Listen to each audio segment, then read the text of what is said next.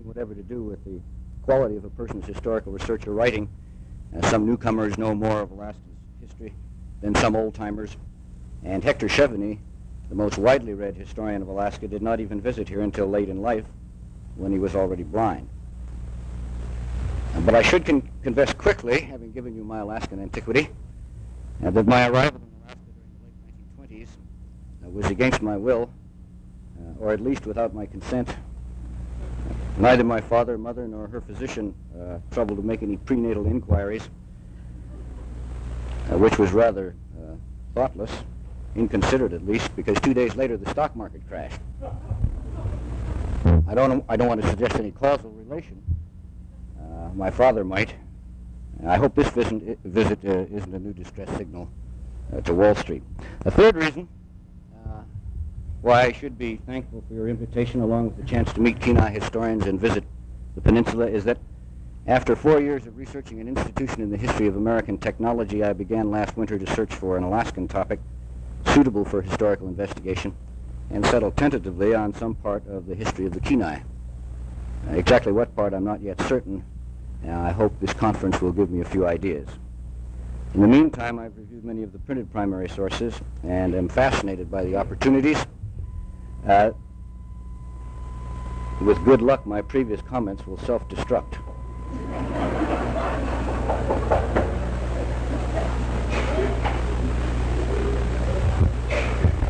As I was saying, I have reviewed many of the primary sources, the printed primary sources, and the opportunities this region offers are for historical research. Significant historical research are many. Research into both the detail and the generality, into both antiquarian and interpretive questions. The Kenai region is an important transitional area between different peoples, different geographies, different resources, different occupations. The peninsula itself is a transitional area for two major geographic biologic provinces, two native cultures, two national policies, three ethnic groups, four natural resource industries, and three sociological personalities. Furthermore, it seems to me, because of climate and proximity to the state's population center, it seems to me that the Kenai area is the Alaskan region most likely to develop soon. So, how can a region so attractive and significant as a transitional area for so many things, natural and man-made, have remained relatively unexamined by historians for so long? Now, I don't propose today to attempt any systematic answer to that question for the simple reason that I don't know enough Kenai area history yet. And instead, I'd like to sample, and sample only, some of the new and old, big and little, solved and unsolved historical mysteries of the Kenai. Some or perhaps all of these history mysteries will be familiar to some or perhaps all of you. I don't apologize. Repetition is a legitimate pedagogical technique. And in order to avoid accusations that I don't practice what I teach, I'll go back to three questions which I insist my students address in any research paper they write for me. What happened? Why? And so what? Our first mystery is probably no mystery to the anthropology, especially a linguist like Mr. Kari. But I never thought much about the issue until last month when I began to jot down a few thoughts for this talk. The question is, what is the origin and meaning of the name Kenai? It's always a good place to start by finding out why you are named the way you are named. The two standard geographic dictionaries are not conclusive or even very helpful. Donald Orth's Dictionary of Alaskan Place Names says that the name of the peninsula was, quote, probably derived from Kenaiskaya, the name given by the Russians in the 1790s to Cook Inlet and called by Joseph Billings Kenaiski Land in 1802. Marcus Baker's earlier Geographic Dictionary of Alaska, on which Orth relied heavily, though without sufficient precision for our problem, Baker is more instructive, if not as wordy. Baker recorded, and this is a complete sentence, native name from the Russians. So, from these sources we know when the peninsula got its name, and the name is a Russian version of an Indian word, and that's about all we learn from Baker and Orth.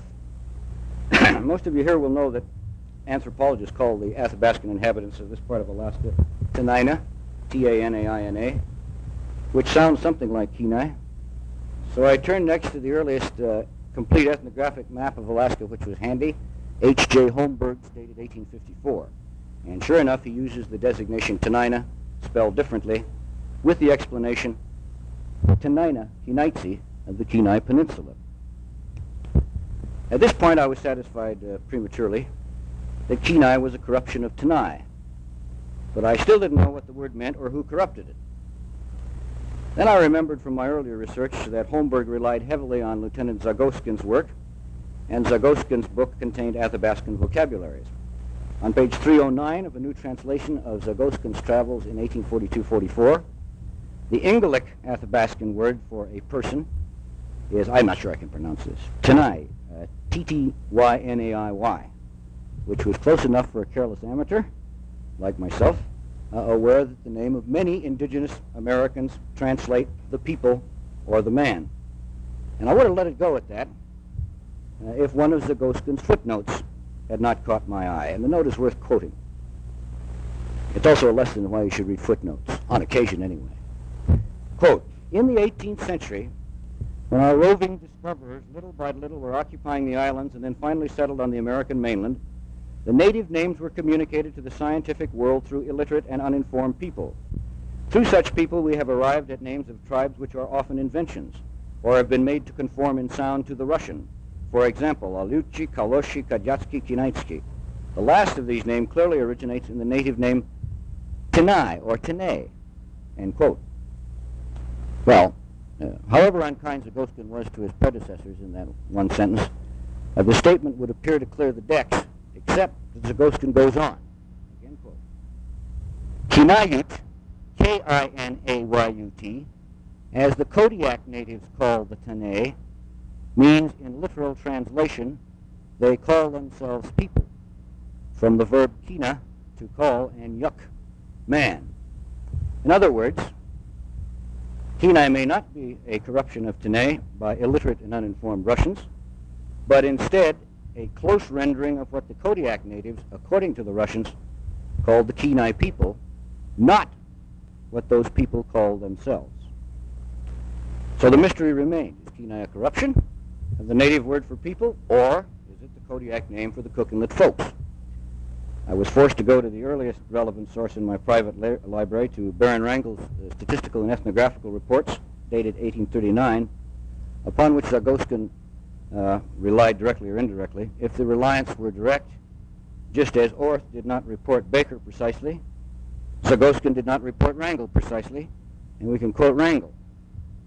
The Kenais call themselves Tenina, from Tenai, man. To the inhabitants of Kodiak, they are known under the name Kinayut, the name also used by the Russians, end quote. So the mystery for me, at least, was solved by Wrangel, though Wrangel must have got his information from somebody who got his information from somebody else. But one must budget one's research time. And anyway, I was over my head in foreign languages and sciences and historical specialties. And nevertheless, the detective work, however much time I may have wasted, or however much I may have distorted the truth of the matter, Mr. Perry, the detective work was good fun, and that's one of the main points I want to make today in recounting some of these history mysteries. The details of our second mystery may be less familiar to you. The puzzle never occurred to me until early this year, when I was translating, with great effort I might add, translating the Cook Inlet part of Jakobsen's Voyage to the Northwest Coast of America. The year was 1883, and Jakobsen, a Scandinavian ethnological explorer collecting artifacts for the Berlin Museum of Cultural Anthropology, was at English Bay, awaiting transportation to Kodiak. He writes, on the day of my arrival, Mr. Frank imparted the information that farther up Kachemak Bay from where I crossed are situated the ruins of an old abandoned native village named Sunrudna, and that it would possibly repay the effort to make an excavation at this home of the Hardak Eskimos, end quote. Jakobsen decided that he had sufficient time. At Seldovia, he hired an elderly Indian whose ancestors had lived in the abandoned village. Jakobsen stopped at Yukon Island, and then he sailed to his destination. The place, he wrote, is located below the three glaciers on the south coast of Kachemak Bay. Sunrudna was a large village even before 1794, when the Russians came. Shortly after they had built Fort Kenai, they sailed one day in many boats to Sunrudna and abducted from here, in the second edition of The Rape of the Sabine Women, all of the young girls and women whom they took to the fort and in this way procured wives. The natives, who saw that they were powerless against the Russians, abandoned their home in angry sorrow and scattered themselves around Kodiak Island to settle there anew among the Eskimo inhabitants. Before the advent of the Russians, the original inhabitants of Sunrudna cremated their dead and buried the remains. They were all that was left when the residents themselves abandoned the village." End quote. So my curiosity was titillated. What may have been the largest and last native town on Kachemak Bay, abandoned after a great tragedy, was somewhere near my Alaskan home. Now, it always helps. It always helps to have a personal as well as a scholarly and intellectual interest in the topic of your investigation. But where was Sunrudna? Jakobsen's description was not too revealing. About 30 miles round trip from English Bay, a few hours sailing from Yukon Island, located below 3 glaciers on the south shore of Kachemak Bay. As you all know, there are more than 3 glaciers on that coast. I had no idea how fast Jakobsen's boat sailed, and his mileage sounded like a guess. Jakobsen's papers, containing a more precise description, might be in Berlin or someplace else, but that would take too much time to determine, and after all, the subject wasn't in my field, as we say. So I went scurrying around for a copy of Frederica de Laguna's Archaeology of Cook Inlet. That book is hard to find. For reasons that elude me, it's never been reprinted. Anyway, that magic service called Interlibrary Loan finally sent me a copy, and lo, there was no mention of Sunrudna, and Jakobsen's book is not listed in the bibliography. It did appear, however, that Sunrudna was probably at one of 3 sites, Chinapoot, Halibut Cove, or Aurora Spit. And Professor de Laguna, in a prompt and thoughtful answer to my written inquiry, regretted that she hadn't tried to locate Sunrudna in her book, The Archaeology of Cook Inlet. In a later book, she guessed that the place was Chinapoot, based upon Jakobsen's description and upon the fact that Na meant river. But she hastened to repeat that it was only a guess. Therefore, unless some one or more of the platoons of anthropologists who have mucked around the bay since De Laguna happen to know, perhaps Mr. Workman does, Sunrudna is still lost, its location still a mystery. Our third mystery is about a lost colony also, a lost colony familiar to readers of Svetlana Fedorova's Russian Population in Alaska and California. That book, now available in translation from the Limestone Press, is a mine of information about many things Kenaian, and a substantial part is devoted to explaining how scholars here and in the USSR erroneously believed for a long time that there was substance to the story that Kisilov was the site of a pre-Bering Russian colony composed of Novgorodians who fled their birthplace about 1571 during the reign of Ivan the Terrible. My own interest in this particular mystery was fleeting. In 1966, when I was putting together an anthology of Alaskan history articles written by others, a referee for the publisher asked why I failed to include one of Theodore Farrelly's essays, which speculated on the existence of the pre-Bering Russian colony. And my reply, after a re-examination of the article, was based upon internal evidence only, and said, "Your reader can't be serious about including the Farrelly article. It's a fairy tale supported by fanciful, poor, and irrelevant evidence." I actually said more than that, but there is no need to communicate here in a public school some of the earthy language that even historians use in their private communications. At about this time, in casual shop talk, Richard Pierce told me the whole story of the fictitious colony and how high Soviet scholars were hung up on it. I don't know why such issues fascinate the Soviets, perhaps because the topics are apolitical, which does not, of course, prevent them from occasionally quoting some irrelevant passage from Karl Marx to give their narratives ideological sanction. At any rate, by this time, or by that time, Pierce knew the speculations of Farrelly and the Soviets were false, although I don't think Pierce mentioned it in print before the publication of his remarks at the Alaska History Conference at Alaska Methodist University in 1967. The story goes something like this, and I rely on Fedorova and Pierce. In 1937, an article in the Anchorage Daily Times reported the discovery of a village site on the peninsula, a discovery by land surveyors who were accompanied by a student anthropologist. The article mentioned bricks and logs. The engineer's report did not mention bricks and logs. Neither the article nor the engineer's report of the find mentioned any Russian connection. Instead, both thought the site might be Eskimo. Mo Colby, author of the Federal Writers Project Guide to Alaska, published in 1939, noted the newspaper article and included a short reference to the find, but Colby did not mention any Russian connection either. Meanwhile, back in the States, Theodore Farrelly was pursuing his interest in early Russian settlement in Alaska, and the Colby reference seemed to relate to certain letters of Father Herman, the recently sainted Russian churchman. The letters apparently contained some speculation about Novgorodians and a report from employees of the Lebedev Company in the late 18th century, that there were other Russians near their posts on the peninsula. Putting these two pieces of unverified evidence together, and then drawing unjustified inferences from other sources, Farrelly made the connection. In an article published in 1944 in a respectable scholarly journal, he outlined the case for a pre-Bering Russian colony near Kachemak. Farrelly's lost colony was adopted by several Soviet academicians, including the highly respected A.V. Efimov, giving the story a dignity, as Pierce says, out of all proportion to the dubious original. Well, thanks to the work of Fedorova and Pierce, we can now reject the story, and in doing so, wonder why none of the earlier scholars were satisfied with the possible discovery of a lost prehistoric Eskimo village. The fourth mystery relates to a story from the Russian period that you must know, because it's a good story, too good.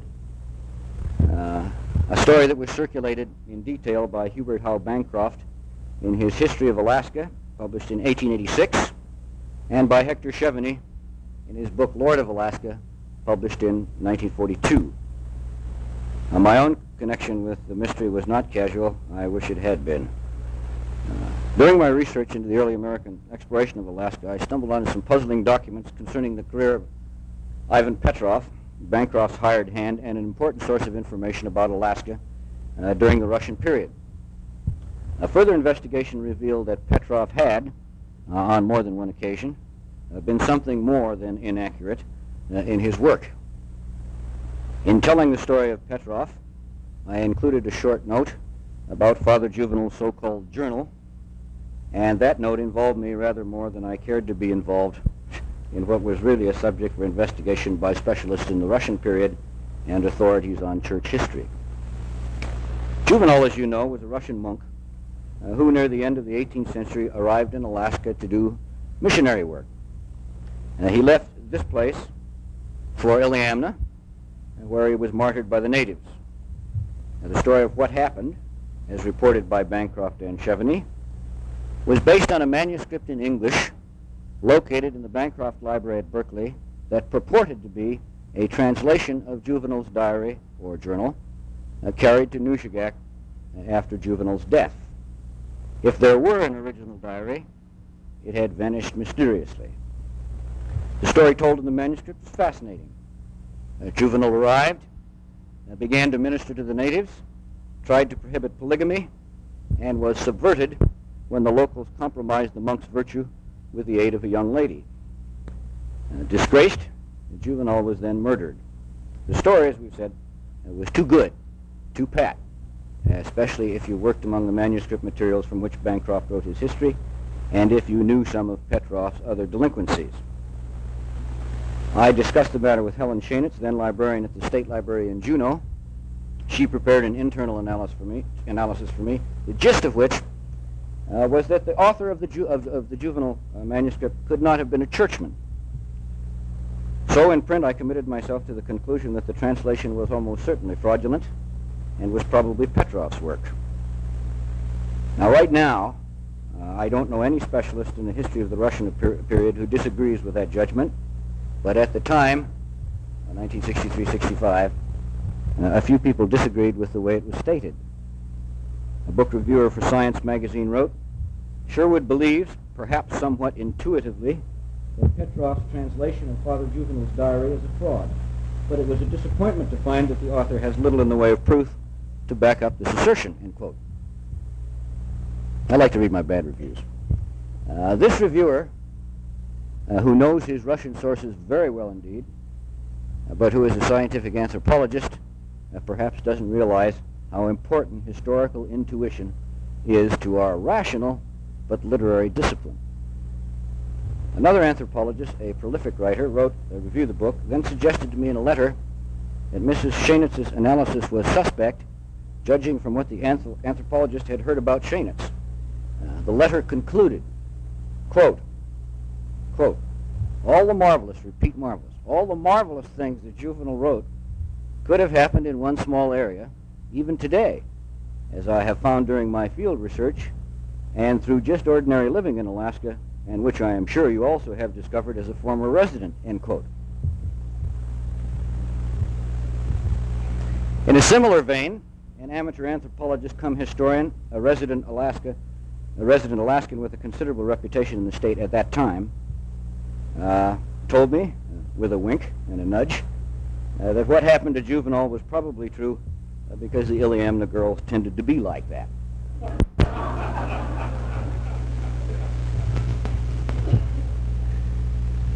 Well, such views may be dismissed for methodological and common sense reasons, but Hector Cheveny's opinions needed serious attention.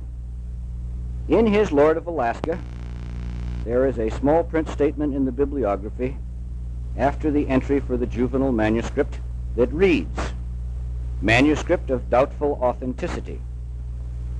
Cheveny once told me that Clarence Andrews, that wonderful self-taught historian who helped to keep Alaskan history respectable during a long drought, that Andrews had warned him, Cheveny, about the Juvenal manuscript and about Petrov's work in general.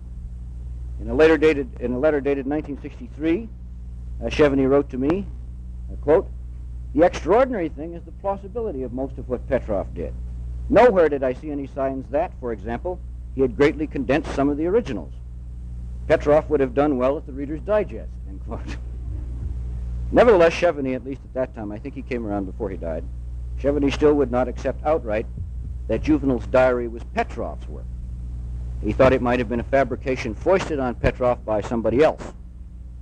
Cheveny thought the forgery displayed too much knowledge of church practices, exactly the reverse of the position taken by Schenitz.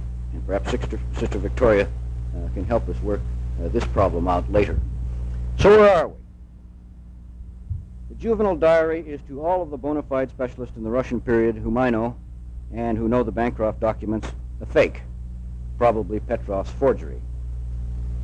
The burden of proof now, in my opinion, rests upon those who disagree, though it isn't my business, but the business of specialists in the Russian period of Alaskan history.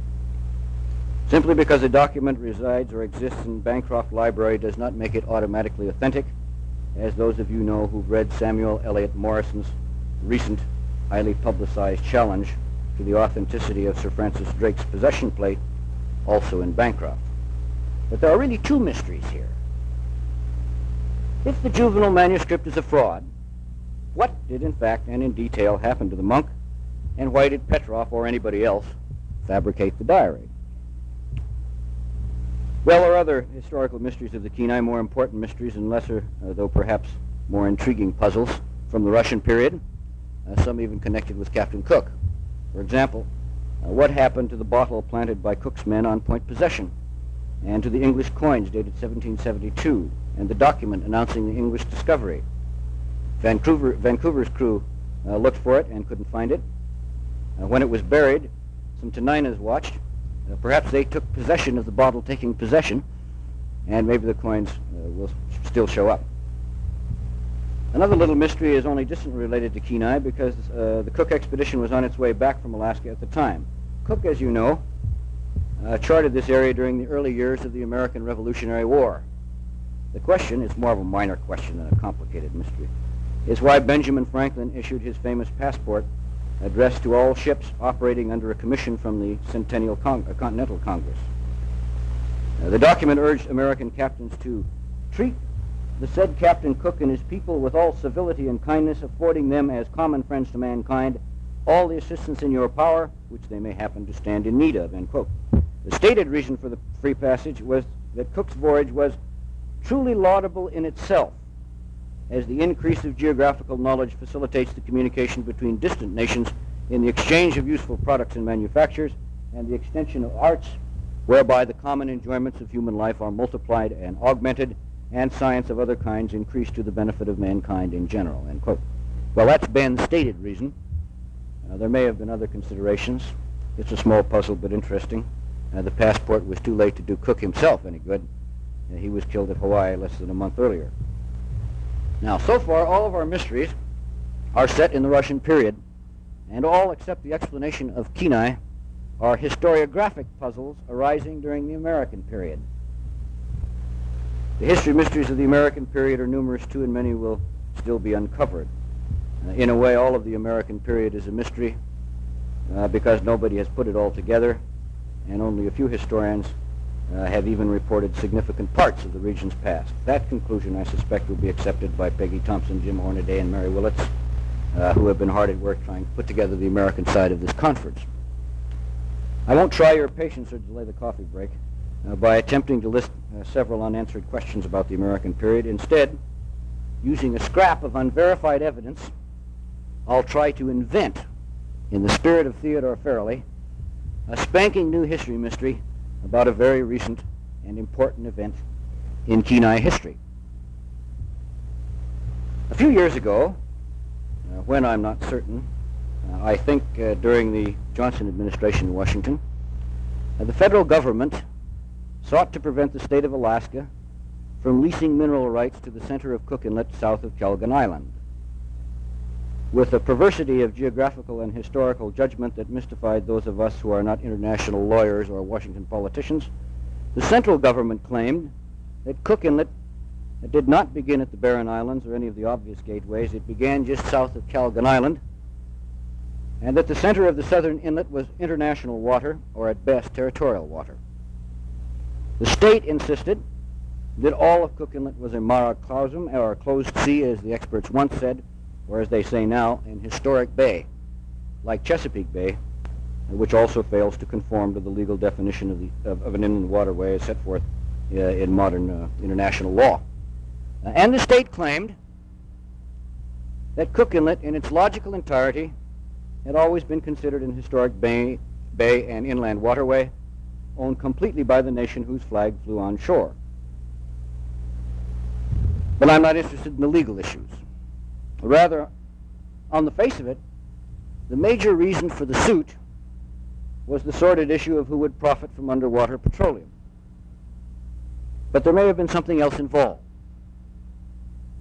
For the spectacle of an American government giving away a chunk of the United States was, in my knowledge, unprecedented.